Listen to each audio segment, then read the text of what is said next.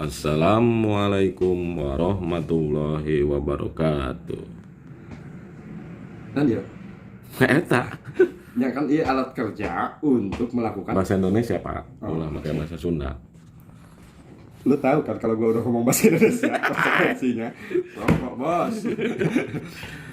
Nah, ini adalah alat kerja untuk audit sampling, Uji petik. uji petik yang dilakukan sejak tanggal 20 sampai tanggal 11 ya kalau nggak salah. Nah, sampai akhir lah ya melakukan uji petik. Perintahnya adalah melakukan pengawasan terhadap pelaksanaan pencocokan dan penelitian di setiap TPS. Pengawas atau PKD mencari informasi dengan mendatangi 10 KK per hari dalam satu kelurahan desa dengan sebaran seluruh TPS yang ada di desa atau kelurahan tersebut. Oke. Identitas pengawas, misalkan nama petugas pengawas Neneng, jabatan pengawas PKD, nomor HP sekian, kelurahannya atau desanya adalah Kuta Mekar, Kecamatan Sobang, Kabupaten Kota Pandeglang, Provinsi Banten. Jumlah TPS dan jumlah kepala keluarga di kelurahan atau desa. Jumlah TPS di desa Kuta Mekar itu ada berapa? Contoh misalkan ada 10 desanya. Jumlah kepala keluarga yang dilakukan audit sampling 10. Artinya satu TPS diaudit satu kakak oleh pengawas di desa Kuta Mekar. Ya. Terus kemudian rinciannya, rekapnya, jumlah kepala di setiap TPS ini. Contoh misalkan ini ada nomor TPS-nya. Berhubung tadi ada 10, nah ini lanjut saja sampai 10 misalkan kan. TPS 1. Di TPS 1 hasil audit sampling itu, uji petik itu, kondisinya seperti apa? Sudah dicoklit dan tidak ditempel stiker? Oh bukan, dia tidak dalam kondisi ini. Terus belum dicoklit dan sudah ditempel stiker? Bukan juga. Atau yang ini sudah dicoklit dan sudah ditempel stiker, artinya ini kondisi normal. Normal itu ya mana yang dicoklit ditempel stiker. Nah benar berarti pegawaian Pantarlih kan. Sudah deh baik. Yang kedua di TPS 2 misalkan sudah dicoklit tidak ditempel stiker. Di TPS 2 mah yang diaudit stikernya tidak ditempel, padahal tos dicoklit Pak, tos dicoklit entos. Ini stikernya ke mana? Dukanya aja perang sampai ditempel ke. Nah ada kondisi itu, berarti kondisi itu disimpan di sini satu. Berarti kondisi ininya nol karena kondisi audit samplingnya adalah yang ini.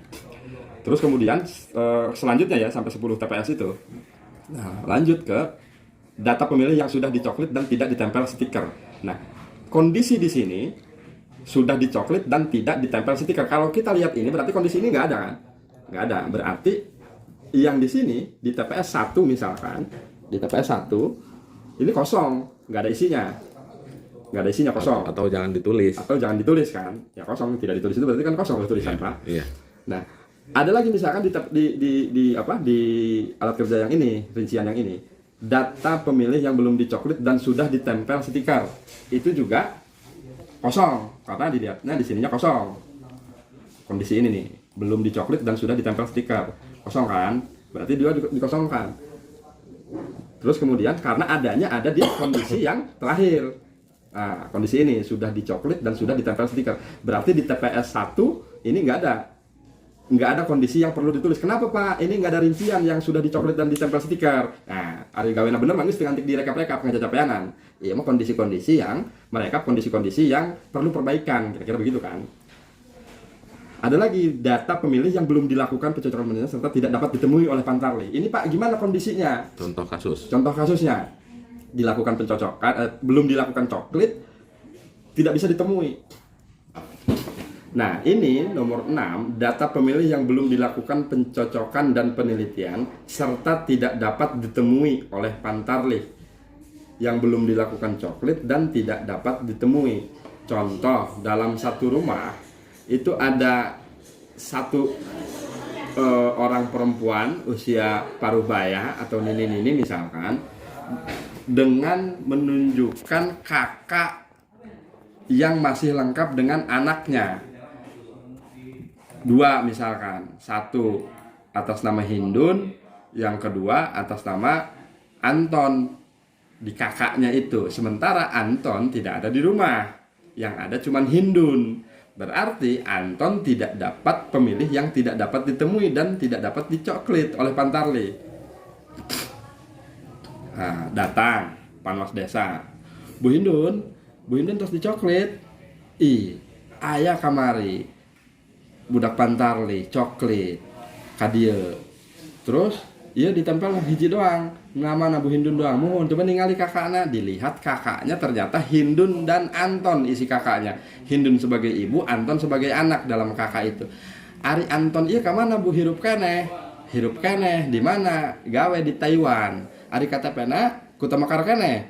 KTP-na eta nyamuan mungkin manehna boga KTP Taiwan. Nah, akhirnya dia kan berarti tidak dicoklit Anton itu. Kalau di Taiwan itu KTT, Pak. Ya, kartu tanda Taiwan. Anjing dah. Kartu tanda Taiwan. Ya, sehingga ketika misalkan ditanyakan ya ini nanti dikonfirmasi. Coba Bu ningali kakakna. Nah, ditulislah oleh Panwas Desa TPS 1, nomor kakak sekian, nik sekian, nama Anton. Pemilih yang tidak dapat ditemui misalkan ya menunjukkan kakak. Ini sifatnya dicontreng, ditandai di sini. Karena Anda mendapatkan data Anton itu berdasarkan kakak yang ditunjukkan oleh si Nini Hindun. Gitu. Jadi begini Pak, untuk yang nomor 6 ini, yang pertama bisa terjadi ketika Pantarlih ke rumah tersebut, ke rumah pemilih, itu tidak ada orangnya. Kemudian dilakukan audit atau uji petik oleh PKD, itu ternyata ada. Dan ditanyakan oleh PKD ke rumah pemilih tersebut, sudah dilakukan coklit atau belum. Sementara di sekitar atau di sekeliling rumahnya itu sudah dilakukan coklit. Nah, kemudian PKD menanyakan sudah dicoklit atau belum ke rumah tersebut, ke rumah si Jaed itu ya, Hindun dan Jaed. Kemudian Anton ke rumah Hindun itu, ke rumah Ibu Hindun. Karena memang sedang keluar atau kemana, sementara rumah yang di sekitarnya itu atau tetangganya itu sudah dilakukan coklit.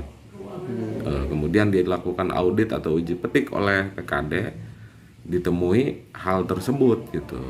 Nanti ditanyakan ke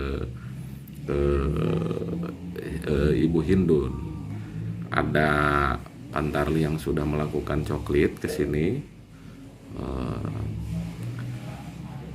Tidak ada. Nah, berarti kan pemilih itu belum dilakukan coklit dan tidak dapat ditemui. Ditanyakan ke Hindun, kemudian ternyata memang ada dua di rumah Hindun itu. Yang pertama Hindun, yang kedua Anton. Nah, ditanyakan apakah punya salinan KTPL atau melakukan video conference. Karena Hindun jeung Anton itu, terus kemudian menunjukkan kakak. Kalau lengkap tiga-tiganya, ini checklist sebetulnya bisa tiga-tiganya, bisa dua, bisa satu ini, gitu. Tergantung sumber data yang dilakukan uji petik oleh PKD, gitu. Terus yang kedua, kasusnya bisa dalam satu rumah terdapat pemilih baru atau pemilih yang sedang bekerja di luar daerah, tapi tidak dapat ditemui, tapi Pantarlih itu tidak menanyakan salinan KTPL, tidak melakukan panggilan video call, tidak melakukan atau bertanya kaitan dengan kakak, tidak menanyakan kakaknya yang mana. Jadi seolah-olah Pantarlih itu sudah tahu bahwa di dalam rumah Hindun itu hanya Hindun saja, yang padahal di dalam rumah Hindun itu terdapat dua orang pemilih yang memenuhi syarat. Nah, begitu. Jadi ada dua kasus. Yang pertama karena memang Hindun dan Anton ini tidak ada. Yang kedua kasusnya Pantarlih menemukan Hindun tapi tidak menemukan Anton.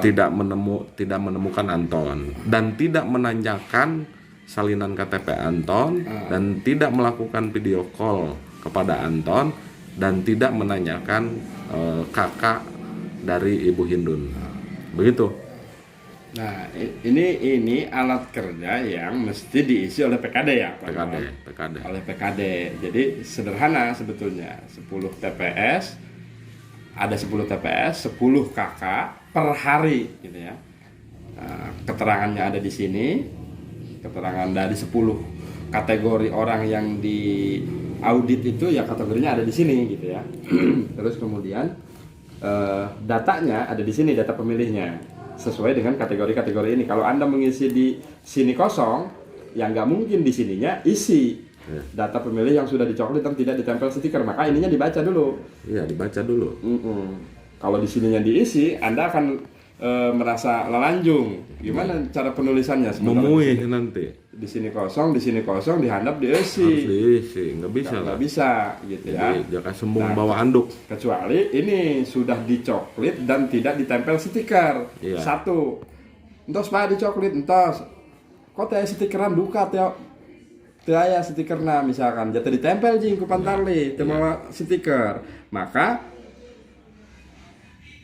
apa tadi? Sudah dicoklit dan tidak ditempel stiker ya, berarti di sini. Nah, yang ini nih. Sudah dicoklit. Mana sudah dicoklit? Sudah iya mah yang belum dicoklit sudah Di ditempel. atas lah nomor 4. Oh iya yang ini ya. Sudah dicoklit dan tidak ditempel stiker. Kondisi ini adalah kondisi yang nomor 2, TPS 2 kondisinya ini. Maka dicatat di sini. Tapi itu yang poin nomor 4 itu Pak, bisa saja seperti ini.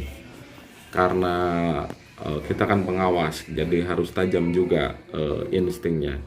Bisa saja Pantarlih itu mengaku bahwa itu sudah dicoklit. Jadi kasusnya begini contohnya. Ketika mencoklit karena rumahnya padat, tetangganya Hindun itu ada yang namanya Sarnah. Sarnah ini sedang main ke rumah Hindun karena berdekatan rumahnya, berdekatan dengan rumah Hindun Sarnah ini. Kemudian dilakukanlah coklit terhadap Sarnah itu di rumah Hindun. Gitu. Bisa saja seperti itu. Kalau menggunakan insting pengawas, bisa saja sudah dicoklit tapi tidak disempel stiker oleh siapa? Oleh Pantarlih terhadap Sarnah. Bisa saja seperti itu. Maka kondisi ini ada. Kondisi itu ada. Sudah dicoklit dan tidak disempel stiker. Siapa?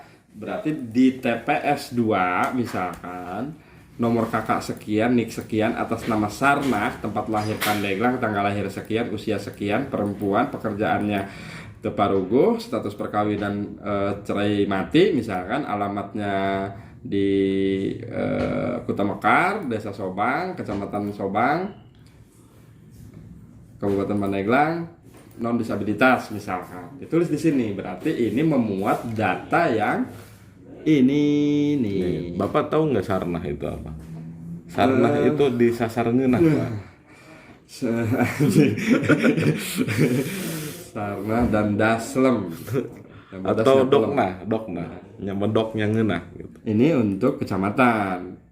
Nah, dari seluruh PKD, 10 PKD yang Anda miliki di satu kecamatan misalkan, nah, ini nanti dilakukan rekapitulasi di alat kerja pengawasan tingkat kecamatan A1 DP1. Nah, nama pengawasnya siapa? Nama pengawasnya. Karena ini PIC-nya divisi pencegahan, ya wes, divisi pencegahan misalkan. Di sininya jabatannya divisi pencegahan, nomor HP sekian, kecamatan sekian. Kenapa nomor HP penting? Ada beberapa data yang tidak keharti, nanti kami telepon. Iya. Kecamatan mana, kabupaten, provinsi isi. Rekapitulasi. Nah, tadi Sobang, Kori, Bangkonol ya. Kelurahan, desa Bangkonol. Jumlah TPS 80 misalkan. Desa Bangkonol. Nggak mungkin ya, satu desa 80 Iya. Misalkan satu desa itu 10 ya. 10 TPS. Ini 10 juga misalkan. Terus setelah Bangkonol, desa Kuta Mekar tadi itu. Kuta Mekar, beda kecamatan, seteng lah. Pokoknya 10 desa misalkan di sini. Nah, jumlah TPS-nya berapa diisi di sini. Terus kemudian jumlah kakak yang dilakukan audit berapa, sehingga kita tahu nanti berapa jumlah yang kita lakukan audit sampling selama kurun waktu dari tanggal 20 sampai tanggal 11 itu. 11 sampai 12 sih Pak? Lupa saya. Sampai akhir aja lah. Nah, rekapnya teman-teman. Rekap itu cuma pengawasan kepala di tiap TPS di tingkat kecamatan, kelurahan Bangkonol. Jumlah kakak uji petik 10 di Bangkonol itu kan. Jumlah sudah dicoklit dan tidak ditempel stiker ada berapa? Sesuai hasil kok desa Bangkonol 10 sih? 10 satu desa 10 ya. Berarti satu TPS 1 ya 10.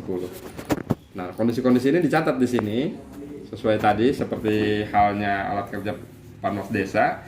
Ya, rekapnya dipindah ke sini oleh teman-teman. Terus kemudian ya data pemilih yang sudah dicoklit tidak ditempel stiker di tingkat kecamatan. Ini kondisinya sama, cuma teman-teman tinggal memindahkan data-data masing-masing desa. Di sini ada desanya. Kalau tadi di Kuta Mekar ada kondisi ini, jumlah sudah dicoklit tapi tidak ditempel stiker misalkan. Berarti kan ada di sini. Kuta Mekar, keluar TPS berapa segala macam, by name-nya ada. Terus kemudian belum dicoklit tapi sudah ditempel stiker berapa jumlahnya. Terus kemudian data pemilih yang belum dilakukan coklit serta tidak dapat ditemui ada berapa ya, kondisi-kondisi tadi ya soal Hindun dan Anton tadi. Nah, ini nanti diisi dengan seksama. Nick-nya jangan sampai salah nulis, nomor TPS-nya jangan sampai salah nulis, namanya jangan sampai salah nulis, ya kondisi-kondisinya juga.